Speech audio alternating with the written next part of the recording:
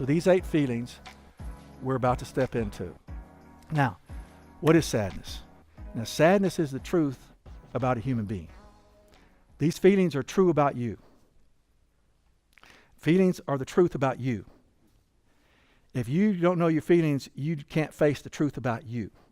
But now, what is sadness? Sadness is a gift that we've been given to be able to express inevitable loss of what we care about. Sadness is a feeling that allows us to have pain about an attachment going away. Sadness is the missing feeling. It's the feeling that allows you to care about someone and have pain when they're gone. Without sadness, there's no attachment. You got that? Because if you care about someone and that person, place, memory goes away, you're going to experience a loss. And if an attachment is pulled off of you, pulled away from you, you're going to have pain. And the pain of the loss of attachment is sadness. Sadness is the caring feeling.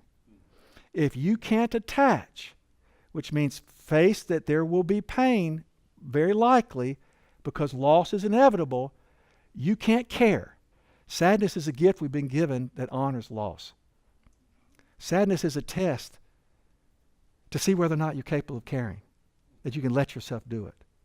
Does that make sense to everyone? Okay. Sadness means you're capable of giving yourself to something that matters, knowing there's a price tag to it. Remember I said worst thing you can do related to love is have children. You've signed a contract of sadness. And I remember, and sadness is not, remember sadness is a good thing. It's a gift.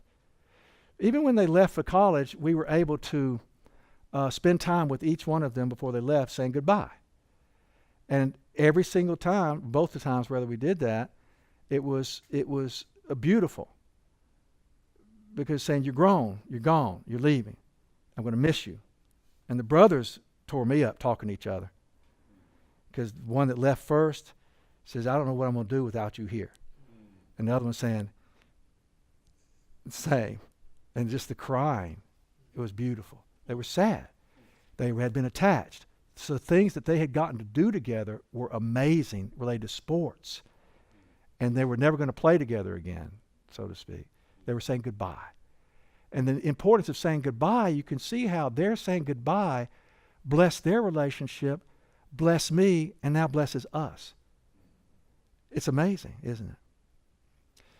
So let me tell you, I was thinking on the way up here, down here, I'm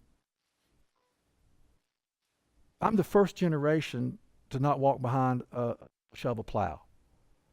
For those of you who don't know, it's mules. My father spent all his days up until he left for medical school behind a mule, which seems strange. This is 2017. I'm the first generation not to be behind a mule. And he made it to med school. And he became a doctor. He became a surgeon. He became somebody who could fix people. He became a point of pride for his father. But his father remained a man who was not given to emotional closeness or expression. And a mother who remained worried all the time. So he became a doctor and could fix people, but couldn't make them okay. He put wiring in their house. He put indoor plumbing in their house. He put central heat and air in their house. He was attending to them physically. But he never could do enough to make him okay. He never could fix them enough to give him peace that they'd gotten out of that poverty. And so those years go by. His father has a heart attack. He takes him to the hospital. Because he's a doctor, he could get him help. He could decide when he went home. So Pop, that was my grandfather's name, they couldn't find anything wrong with his heart, even though he'd had all kinds of heart problems.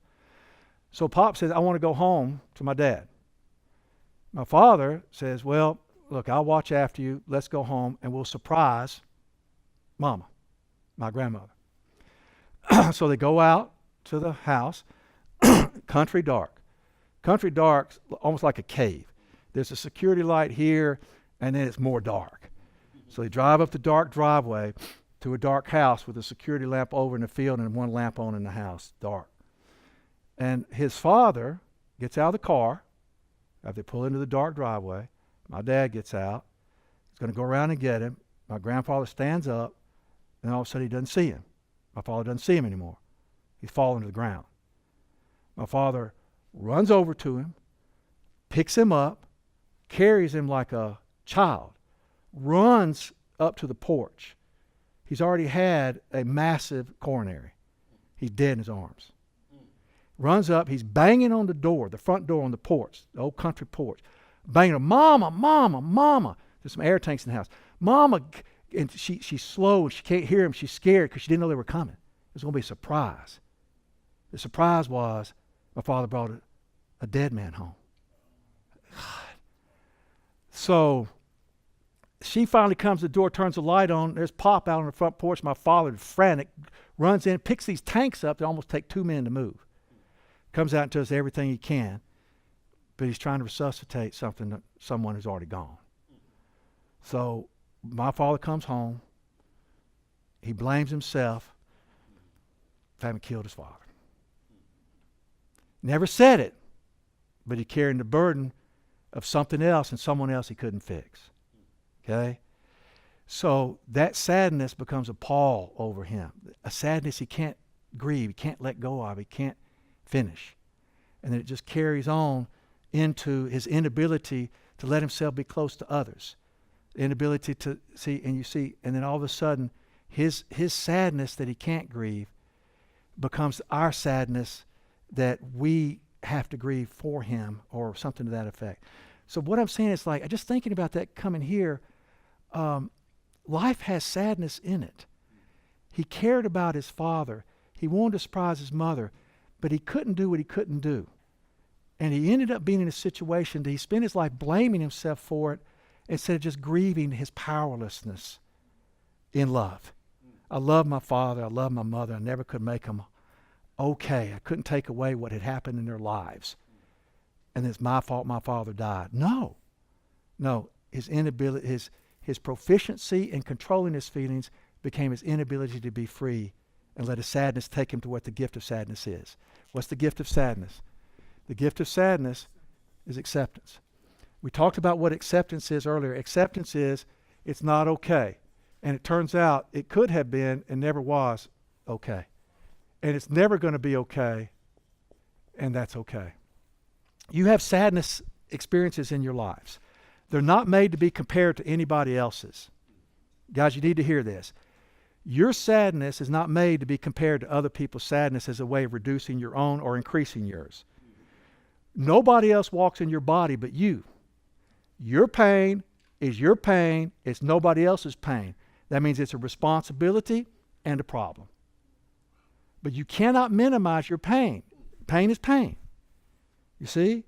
So sadness matters because it's your sadness, your loss, your attachment, your care, your responsibility to honor yourself as a caring person, to not let sadnesses pile up. Because if it piles up, the burden will become heavy enough that you can get to a place of depression. And you will get to a place of not being able to live in acceptance. If you're not willing to live in acceptance, you're going to spend your time trying to control everybody so you'll never have to be sad. Does that make sense? Yeah. Like if you never want your children to have pain, keep them at home. Lock them in a room somewhere and put food under the door. That wouldn't be good, but it would help you. So your sadness would probably would quintuple, of course. Okay? Does that make sense? Okay. Impaired sadness, for every feeling we don't take ownership of. So you've got to own your own feelings. If you don't own your own feelings, it becomes impaired. Okay? Impaired sadness, self-pity, is unwillingness to let yourself attach. So what you're saying, sadness leads to self-pity. Self-pity says this: you know what? I keep on trying. I keep on giving myself to stuff. I keep on laying myself out there. I keep on caring. And you know what? Every time I do, no matter what happens, it always turns out badly for me. Okay? And you know what? I may as well just quit. And you know what? Now that I'm quitting, I may as well just get drunk. And while I'm drunk, I'm going to go to the railroad track, stand on it. Now, what do you want to do with me? And what kind of demand do you hear upon you? If you and I don't take ownership of our own sadness, we try to give it to somebody else. And she wants to save me. She's going to do my sadness for me. She's going to rescue me from responsibility for my life. My sadness that I won't own becomes manipulating her to grieve for me. Do you get that? And then finally, when she finally can't do it, you know what she's going to do? Have to give up on me. She has to, unless she's very sick. She has to move away. And I go, see, I told you I was no good. Proves it. So a person who won't own their feelings, and you may not even know your feelings. That's why I'm saying you've got to learn your feelings, because if you're not doing genuine sadness, you are doing self-pity. Now, if you're going to hide your self-pity, you'll go into some form of denial, which we'll talk about more in a bit. You're denying that you're in pain, and you're denying that you care. Okay, now a person who denies that they care is a person who appears to be hard and won't let anybody attach to them. So they seem to not care, which makes people back away from them, right? Or do what they say, which pretend to be close to them, pretend to be attached to them. But this person actually ends up being more and more alone. This sadness gives us the gift of being able to live in acceptance. If you live in acceptance, you're a person who will keep on living no matter what happens. I want to be around people who keep on living no matter what happens.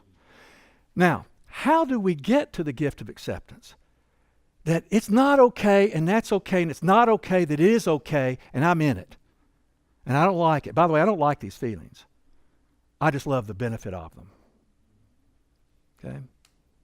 Now, there's an equation up here that is a process of taking us over to the gift.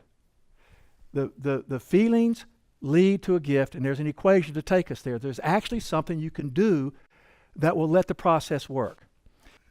Okay, so I want you to know you will stop crying.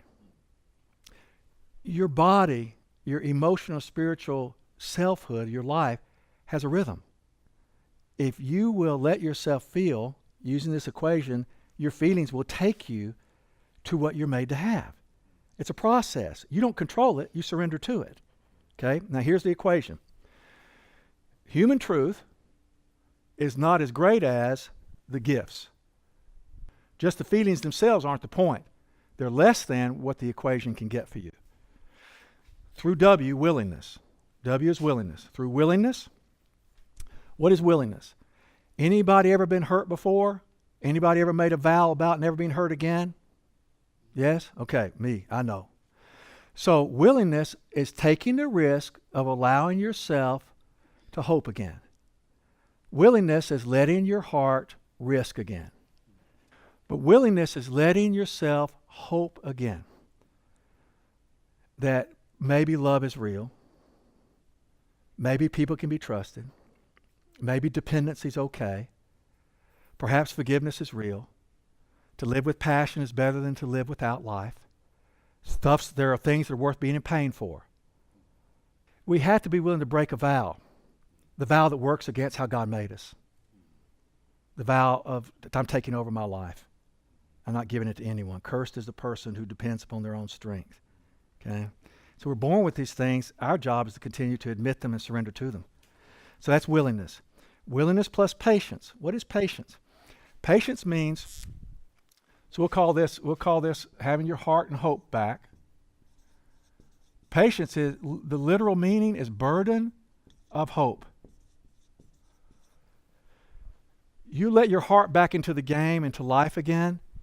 Patience is the willingness to carry the burden of hope. Every time we hope, it means that we're having to wait. Correct? You hope for something. Hope means you're wishing for something you do not have. So by the very nature of hope, it means there's a waiting. And the burden of hoping, daring to hope, the burden of hoping requires a thing called patience. Ability and willingness to wait. Waiting's hard. Trusting's hard. Depending upon God is hard. To trust people is difficult. It requires that we wait. Psalm 37, wait upon the Lord, it literally means to be pierced into place, like somebody nailed you to a board. Waiting is an active experience if your heart's in it. Because if you're waiting, you're praying. Hey, you sure you're coming? Or being at peace, he'll be here. Looking over the horizon for him. The father of the story of the prodigal son had patience. He waited well. But in his waiting was active. Every day he'd go out on the front porch and look off to the horizon. Is it today he's coming home? And he was willing to suffer. And he was willing to lose. The burden of hope. You got it? Hope is daring, because that daring is a willingness to lose. Do you see? To have pain. For love to be unrequited. And think of the joy if it is requited. Life is tragic. God is faithful. And we reconcile those two conflicts through staying in the struggle. So patience is the ability to wait. Then this one is work. So willingness plus patience plus work. Work is what you were doing the moment you were born. Work means giving your hands, your head, and your heart to something. Labor is what we get taught work is later on by adults. You get that? Work is a gift. It's offering yourself completely to building something that matters to you. Labor is what happens when you start to lose your heart and your hands and your head are all that become valuable to society, you see. And a lot of adults teach, you better enjoy your life now, because guess what? When you're in our place, it's not good. Which means they equate being grown up with a terrible thing, when actually being grown up is the freedom to work more, to work better, the freedom of work and expression. So that's work, willingness to work, to bring your heart back to what you're doing. And if your heart can't be given to what you're doing, you may be doing something you don't need to be doing. You may need to just go somewhere else. And that's okay. God just may have you somewhere else, and you were putting yourself in your own box that God didn't shape for you. And then finally, plus T. Now guys, this is a hard one. But time is something that passes, right?